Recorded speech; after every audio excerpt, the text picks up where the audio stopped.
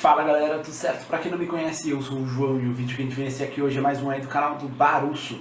E se o Subaru fosse invocado com os poderes do Reinhard apelão if? Seria bem apelão, mano. Se ele fosse convocado com os poderes do Reinhard, basicamente... convocado não invocado, ele seria tipo, ele poderia ter qualquer realidade, isso é o básico, qualquer realidade aí de todos os ifs que ele tomou poderiam se tornar facilmente domináveis, até a realidade, aquelas principalmente, né, na verdade, que ele fala que ele quer destruir alguma coisa ou conseguir algum objetivo para fazendo mal, para, por exemplo, dar valor pra Emília como alguém importante, como ter matado ele, que se quer alguns ifs lá atrás, coisas do tipo assim, entendeu? Então, basicamente, ele teria possibilidade de fazer tudo, porque o Reinhard, ele tem possibilidade de fazer tudo. Ele só não faz porque ele é um cara bom, digamos assim. Então, né, mas o Subaru não necessariamente poderia ser, porque não se sabe como que ele seria, mas seria interessante uma análise desse tipo, colocando o personagem chegando num mundo de ReZero, e já tem os poderes do Reinhard, porque daí a gente teria uma evolução de um chute como ele seria, porque a evolução dele do zero com esses poderes seria muito diferente, com certeza. Bom, mas é isso aí galera, se vocês estiverem gostando dos reacts aqui do canal, não esqueçam de deixar um like, se inscrever no canal, ativar o sininho pra receber as notificações e sem mais enrolação, bora pro vídeo. Lembre-se, com grandes poderes, vem grandes responsabilidades. Tá com medo de que eu venha me tornar um criminoso? Já foi. Você aí, querido Taquinho, conhece esse homem? Essa máquina? Essa besta enjaulada? Já Não. imaginou todo esse poder indo pra esse cara aqui? Pois é, hoje a gente vai ver o que aconteceria se o Subaru fosse invocado com todos os poderes que o Reinhard tem. Mas isso é óbvio, ele ia ser um protagonista de Sekai genérico. Será mesmo? Vamos ver. Nesse vídeo eu vou mostrar pra vocês como seria se o Subaru fosse invocado com todos os poderes do Santo da Espada, o Reinhard Van Aster. E pra quem não lembra, eu vou refrescar a memória. O Reinhard tem mais de 100 bênçãos, fora força física, agilidade e velocidade. Então ele é bem roubado. Agora imagina se o Subaru fosse invocado com exatamente todos os poderes dele. Só que nessa análise eu vou levar em conta 3 regras. Primeiro, o Subaru vai ser invocado com todas as bênçãos do Reinhard, exceto a de Santo da Espada, já que apenas pessoas do membro da família Astra conseguem ter a chance de nascer com ela. Logicamente, ele não é um Astra, então não tem como ele ter essa bênção, ok? E seria estranho, né? Já pensou se o Reinhard trombasse com ele? Ele ia achar muito estranho alguém que não é Astria ter essa bênção também. Segundo, a bênção do dom divino não vai poder dar a bênção de Santo da Espada pro Subaru. Ela automaticamente se anula nesse caso, né? Por causa da primeira regra. E fora que o autor falou que essa bênção não dá outras bênçãos só pelo desejo do cara quiser, né? O cara quer mesmo ter. Eu imagino que o usuário só receba a bênção se ele realmente precisar usar. Tem outra coisa, né? Se ele aparecesse no mundo de ReZero com as habilidades do Reinhard, não necessariamente o Reinhard não estaria lá, né? O Reinhard, o próprio autor, se eu não me engano, falou que se tirar as bênçãos dele, ele ainda continua sendo praticamente a mesma coisa. Então, tipo, é complicado de imaginar que o Subaru, se quisesse destruir tudo, ele conseguiria com facilidade, tendo o Reinhard ainda lá. Então, essa bênção não vai dar o Santo da Espada pra ele. E por último, o Subaru não vai ter o retorno através da morte. Como o autor disse que as pessoas que possuem autoridades não podem ter bênçãos e vice-versa, o Subaru nessa análise não vai ter o retorno, só as bênçãos mesmo. E vai por mim que ele nem vai precisar o retorno, mesmo também. que ele tivesse. Tá? E assim como no Rin If, esse vídeo é uma criação puramente minha. É só uma visão de como seria o comportamento e as ações do Subaru caso ele tivesse esses poderes na história, ok? Então não é oficial. Nesse vídeo eu vou cobrir desde o arco 1 até o arco 4, onde o anime acabou. Dito isso, bora lá ver como seria se o Subaru fosse invocado como um deus. É isso que eu queria ver, ó. Vamos ver o que ele vai fazer.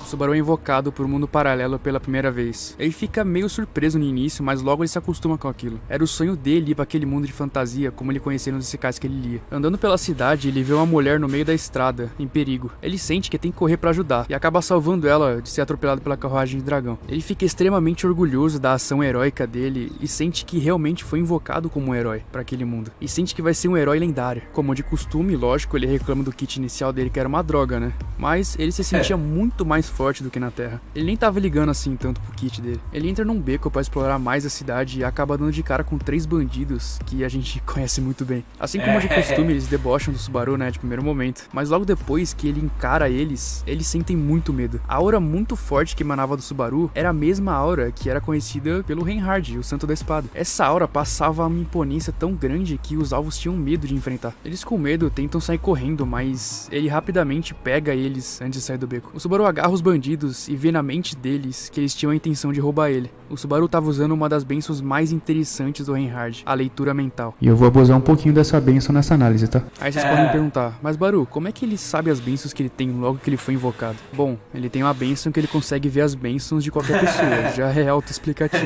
Pra quem quer saber, essa bênção se chama bênção do julgamento. O que o Subaru não tem é costume de usar, mas com o tempo ele vai conseguir usar tranquilo todas. Mesmo sendo de forma leve, ele ainda consegue ler a mente daqueles que ele quer. O Subaru sente que não é só a força física e a agilidade dele que estavam muito bem, mas ele também tinha essas bênçãos que facilitavam muito a vida dele. O Subaru ameaça eles e fala que se vê eles roubando de novo, vai acabar com eles. Afinal, ele queria ser o herói e tava se tornando um herói naquele mundo. Logo depois que o Subaru bota os bandidos pé de chinelo pra correr, a Felt passa por ele. Ele não entende muito bem o que tá acontecendo, porque ela passa batido mesmo. Só que logo depois ele descobre uma linda garota de cabelos prateados estava atrás dela. E o Subaru fica encantado por ela. Seria ela a linda garota que ele pensou que tinha invocado ele? Bom, quase isso, quase. E como o Subaru foi invocado e ele tinha já aquele complexo de herói, ele sentia que tinha que ajudar a Emília, mesmo não sabendo o nome dela. Ele pergunta por que ela tá correndo atrás daquela garota lá. E a Emília fala que foi roubada. E é nesse momento que o Subaru decide ligar o modo turbo. Mesmo a Felt sendo bem rápida, não tinha como. O Subaru era imbatível em velocidade. Mesmo a pele conseguia ser mais rápido que alguém que tinha a bênção do vento. A Felt foi capturada e é forçada a dizer o que ela ia fazer com a insígnia. Ela revela que ia vender para um cliente, afinal o pedido tinha sido feito e ela tava fazendo a parte dela.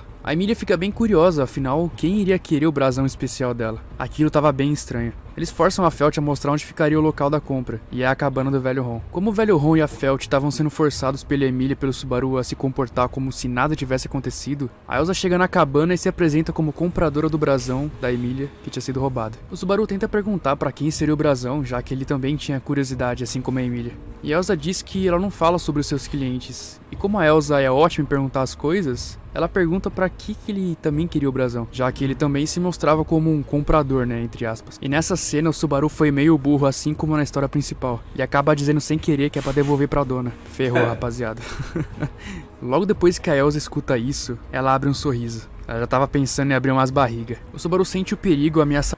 Poderia não ser uma atitude burra, poderia ser uma atitude tipo de alguém como ele querer ser um herói, né? Ele quer ser um herói nesse mundo, ele agora nasceu com poderes muito fortes e ele tem a crença de que ele tem que ser uma pessoa boa e ajudar os outros, e devolver isso ao dono é uma crença que ele teria de ajudar os outros e não uma burrice, vamos dizer assim. A dor da Elsa e entra na frente da Emília, antes que ela seja atingida. O Subaru agarrou o facão dela e quebrou com a mão, com muita facilidade. A Elsa pula pra trás e joga seu outro facão na direção do Subaru, que acaba nem se mexendo. A faca desvia a trajetória como se fosse mágica. Ela avança no Subaru, só que ele só dá um soquinho nela e ela sai voando. A Elsa fica muito ferida, mas ela tava adorando aquilo. Um guerreiro como aquele, que nem era conhecido, lutar de uma forma tão impressionante, deixou a Elsa muito feliz. Era o alvo perfeito pra ela. O Subaru desvia de vários ataques dela usando a bênção da flecha e a bênção do primeiro ataque. Enquanto ele desviava, ele tenta usar a bênção da leitura de mentes pra tentar ver a cabeça da Elsa. Ele tenta e tenta, mas não consegue saber quem que é o mandante dela. Parece que tinha algo na mente dela borrando a identidade do mandante. Era algo como se fosse feito pra ele não saber mesmo quem que era. Que estranho, hein?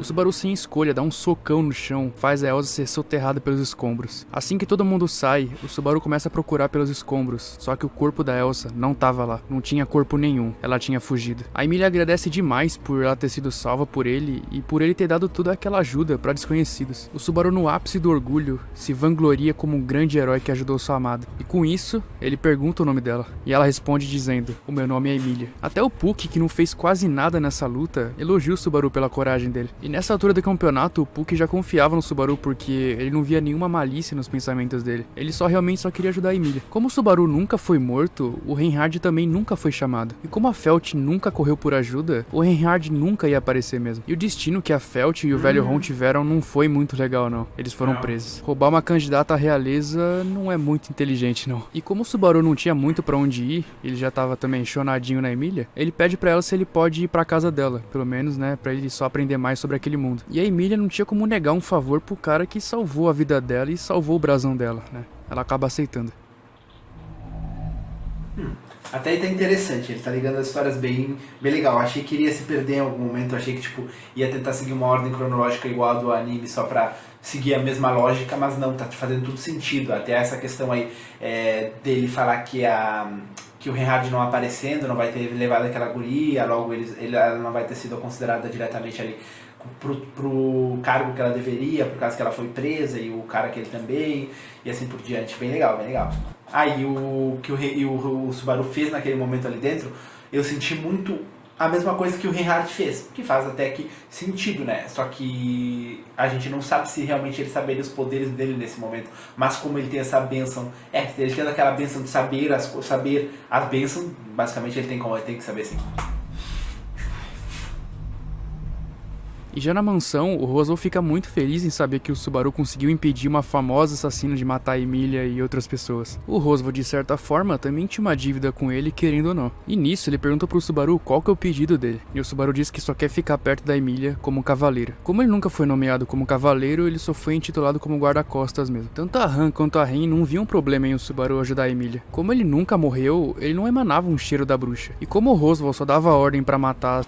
Mas será que, agora me vem um questionamento, será que ele ficar do lado da Emília seria um desejo dele, tendo os poderes que ele tinha? E que, digamos, que situação ele seguiria? Tipo, no Zif a gente vê o inveja, orgulho, preguiça, etc. Ele teria que seguir algum tendo todos os poderes que tem e vendo que é tão poderoso como ele é.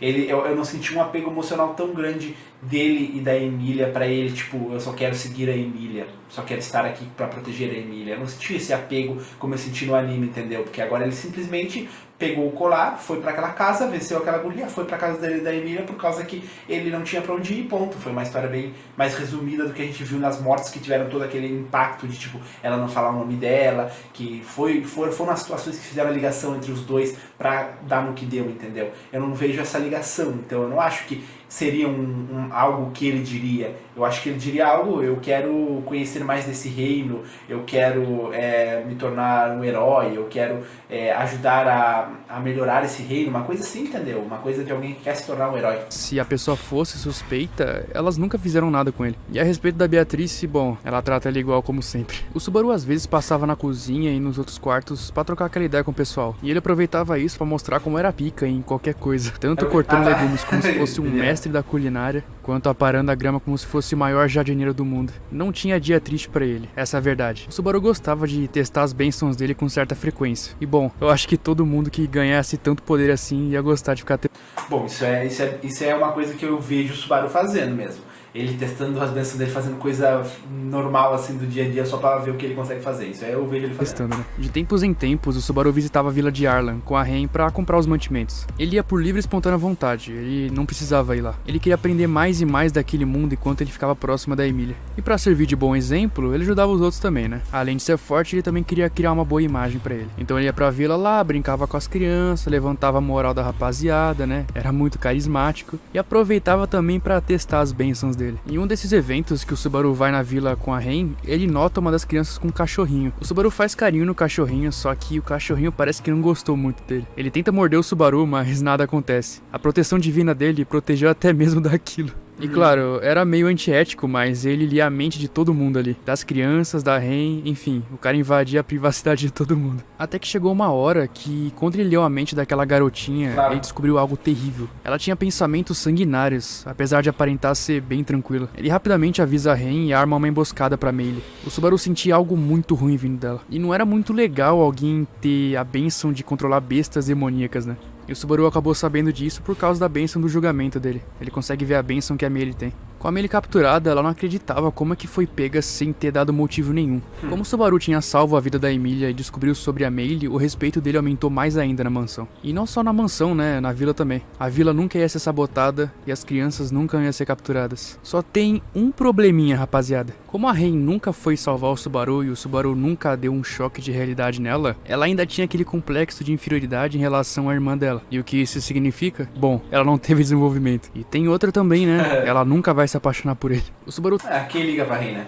Tentei mais fundo na leitura de mente, só que não adianta. A bênção tem um certo limite, e ele não consegue ver muita coisa além daquilo. Ele sabe que a Meili era uma assassina, só que ele não sabe pra quem que ela trabalhava também. A Elsa estranha a Meili nunca ter voltado, e a organização secreta autoriza ela a procurar a Meili no último local. E esse local era a área da família Matters. A Elsa acaba descobrindo que a Meili estava sendo mantida na mansão pra ser informante da organização. A Elsa até tenta entrar na mansão pra pegar a Meili, mas a Meili estava sendo vigiada, e a Elsa acaba sendo exposta. A Elsa até tenta resistir a ser capturada, mas o Subaru era invencível. Por mais que ela tentasse fugir, ele era mais rápido e mais ágil do que ela. Numa luta rápida, ela é desarmada e é presa junto com a Melee. O Subaru tenta mais uma vez tirar mais informações da Elsa, só que era impossível. Parecia que tinha algo na mente dela que era preparado para não ser extraído. Como era praticamente impossível tirar a informação das duas, elas são entregues às autoridades e são presas por terrorismo e tentativa de assassinato. Porra, aí mudou, hein? Arco 3, a capital.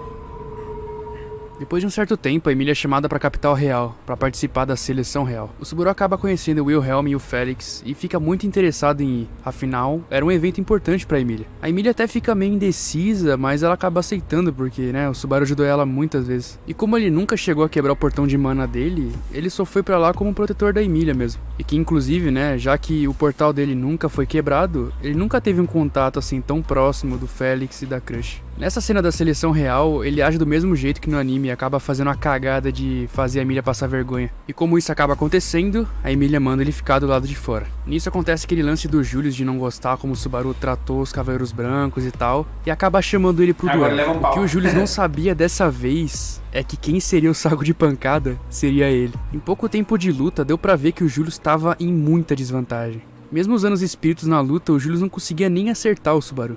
O ego e o orgulho do Julius é engolido pela força do Subaru, que era imbatível naquele mundo. O Julius até podia ter reportado o Subaru pro reino como desrespeito, mas como era um duelo franco, ele teve que aceitar a derrota. E fora também que o Reinhard sentia muito a força do Subaru. Ele também conseguia ver as bênçãos dele, e isso deixou ele muito impressionado. Havia alguém no mundo tão forte quanto ele, e com um senso de justiça parecido com o dele. Só que o Subaru era muito impulsivo, ele era muito orgulhoso. Seria um pouquinho difícil dele ser amigo do Reinhard, e no caso do Julius, seria impossível eles serem amigos. A Emília não aprovava muito a atitude do Subaru de participar do X1 franco com o Julius, e nem a atitude dele idiota lá no meio da seleção real. Mas como ela tinha uma dívida muito grande com ele, então ela decide ficar de boa com ele e perdoar. Depois da seleção real, eles voltam para a mansão do Roswell, que curiosamente o Roswell não estava lá. Ele tinha ido a um certo lugar e que mais tarde seria revelado para eles onde ele estaria. Como o Subaru voltou para a mansão do Roswell mais cedo do que na história original e nem sabia da baleia porque ele nunca pegou aquele caminho, a Crush estava com aquele esquema lá de reunir o exército para atacar a baleia. Só que, assim como na rota Ayamatsu, ela e o exército dela morrem porque não tiveram a ajuda do Subaru. O Subaru era a peça-chave para a vitória, mas como eles nunca negociaram a raid da baleia, deu a merda que deu. A história do mundo foi reescrita e a Crush nunca existiu. A seleção real sempre foi composta por 3 candidatas: a Emília, a Priscila e a Anastácia. E como o Wilhelm também morreu, a relação do Henkel Astria melhorou com o Reinhard, que é filho dele. Pra você ver, né, rapaziada, essa névoa da baleia não é brincadeira não, mano. E o problema é que isso gerou um efeito dominó enorme na história.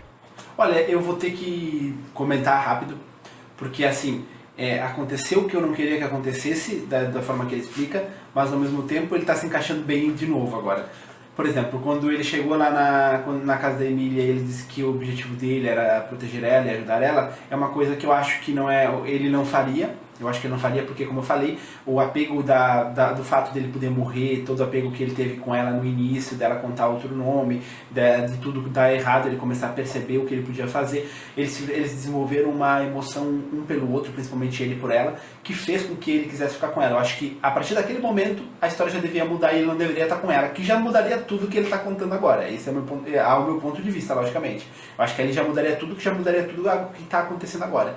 Mas vamos supor que não mudasse, que continuasse da mesma forma. Eu ainda acho que até o momento que ele foi lutar contra aquele cara lá na seleção real, eu acho que a partir desse momento que ele entrou na casa até a seleção real, as coisas também foram meio que pra chegar naquele momento. Por causa que eu acho que o Subaru, por ter todos os poderes, ele não teria a mesma personalidade que ele tem na rota que a gente conhece principal aí. Eu acho que ele teria uma personalidade diferente, porque a gente já viu que por simples detalhes ele já mudou totalmente nos outros itens. Então eu acho que a personalidade dele naquele momento seria muito diferente. Talvez ele nem estivesse lá, porque o que levou ele lá foi uma insistência, ele correr atrás, ele se esconder pra ir junto, etc.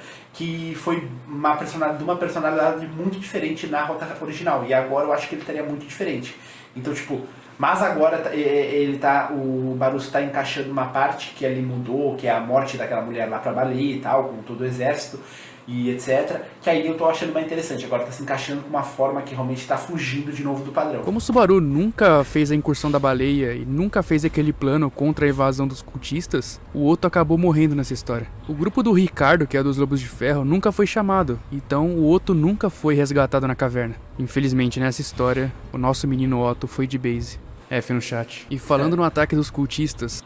É que na verdade é difícil realmente, não vou culpar o Barusso por causa disso, porque ele entende muito mais de reserva que eu em primeiro lugar, logicamente, e segundo, é muito difícil realmente desenvolver uma nova história em cima de algo mudando a linha do tempo, porque assim, tu vai ter que recriar as situações, entendeu? Se tu quiser realmente mudar 100% da história por atitudes, tu vai ter que recriar praticamente o mangá, recriar, fazer da tua forma. E é muito difícil. Ele com certeza, eu percebo aqui nele que ele tá ligando pontos, tipo, ele tá pegando um ponto aqui, mudando a trajetória toda, mas ainda assim ele vai chegar no mesmo ponto que ele chegou em algum momento, aí muda toda a trajetória, mas ainda ele vai chegar de novo em outro ponto que ele já chegou em outro momento, entendeu? Pra poder ter uma ligação, porque realmente não dá pra mudar e criar uma história do zero. É aqui que mora o problema. O Subaru tava lá tranquilão na mansão, quando ele de repente sente alguma coisa muito ruim chegando. E assim que ele olha pela janela, ao longe, ele consegue ver os cultistas. O culto da bruxa, que era comandado pelo Betelgeuse, tinha chegado para capturar a Emília. E como a gente sabe, não foi só para atacar a mansão, mas também a vila de Arlan. O problema era que o Subaru nunca previu isso. Já que ele nunca voltou no tempo, não tinha como ele saber. A vila estava sendo atacada e o Subaru estava defendendo a mansão. Não tinha como ele estar nos dois lugares ao mesmo tempo. Ele age rápido e pede para Han e para Ren correrem pro vilarejo para proteger os sobreviventes, enquanto ele tava lá matando os cultistas. O Subaru tava lá matando muitos cultistas, só que ainda tinha um maluco vivo. Na real, um não, 10. 10 dedos da preguiça tava lá, na área do Roswell, tacando terror. O Subaru logo dá as caras com o Betelgeuse, que sente indiferença nele. Como o Subaru não tinha o cheiro da bruxa, então ele não fala nada pra ele. Tipo aquele lance lá, você é amado, não sei o que lá. Tipo, não tem isso agora. O Gyuzi tava tendo problemas pra matar o Subaru, né? Obviamente. E por isso ele chama todos os dedos dele pra ajudar. Claro que mesmo assim, o Gyuzi não ia conseguir vencer o Subaru. Não importava quanto ele tentasse, as mãos invisíveis não acertavam ele. Só que o Gyuzi tinha uma carta na manga, a possessão. Assim como ele fez há muito tempo pra se manter vivo, ele ia fazer com o Subaru. E pro azar do Subaru, ele era um corpo perfeito pro Gyuzi. O Subaru tinha uma certa intuição e via na mente do Gyuzi que ia acontecer alguma coisa. O Gyuzi tava se preparando pra pegar o corpinho limpo. Viram o que eu tô falando sobre ligar os pontos? As situações que aconteceram continuam acontecendo da mesma forma. Só que o que muda é a forma que se chega nelas. Não todos, quando eu digo que estão acontecendo da mesma forma, elas não estão chegando na mesma situação da mesma forma. Elas chegam na situação de uma forma diferente. Mas a situação ainda continua acontecendo. É isso que eu estou dizendo. Mas é uma coisa super normal. Porque tipo, realmente não dá para te criar uma história do zero. Porque um detalhezinho já mudaria com certeza toda a história. Tudo que aconteceu não aconteceria. A ordem, talvez o Betelgeuse não tivesse aí. Porque por mais que o Baruch esteja ligando de uma forma legal assim da gente entender, é porque ele está ligando a história original à mudança do Subaru, mas possivelmente não poderia nem acontecer isso, tanto pela data cronológica e tudo mais, que possivelmente eles nem estariam no castelo, eles poderiam estar em outro lugar, e muitas coisas mudariam. A gente sabe que um detalhezinho mínimo já muda todo o futuro. Dele. E se vocês se lembram bem das regras do início, é impossível uma pessoa ter bênçãos e autoridades ao mesmo tempo. Uma coisa é contrária à outra, elas se cancelam, entendeu? Se entram em contato. Por isso que se o Subaru fosse realmente possuído, ele ia perder todas as bênçãos dele, né? Porque o Gyuzi ia entrar no corpo dele. Só que aí, rapaziada, é aí que vocês se enganam. O Subaru também tem uma carta na manga. Ah, ele vai tirar uma benção do cu e ficar imune à possessão. Não é isso. O Subaru naturalmente tem afinidade com espíritos, sem contar que, como ele tem os poderes do Reinhard, ele também tem a bênção chamada Afinidade de Pseudo-Espírito, que faz sempre os espíritos pequenos ajudarem ele. E lógico que ele não foi bobo de não ter aproveitado isso, né? Ele fez um contrato com o espírito. Como o Subaru tinha contrato com o espírito, o Gyuzi não ia conseguir pegar o corpo dele. E isso marcou por definitivo a derrota do Bispo da Preguiça. Mas então, ele matou o Betelgeuse? Não, ele não matou. Ele foi ler a mente dele também. E pra surpresa de todo mundo, ele não conseguiu extrair nada. A mente do cara era uma bagunça total. E como não dava pra extrair nenhuma informação, o Subaru entrega ele pras autoridades também. O Subaru lamenta a morte das pessoas que ele não conseguiu salvar e ajuda a Emília a reerguer as coisas. A Han e a Ren, junto da Emília, sobreviveram, mas o Subaru não conseguiu salvar todo mundo. Alguns moradores do vilarejo acabaram perdendo a vida. Arco 4. O Santuário.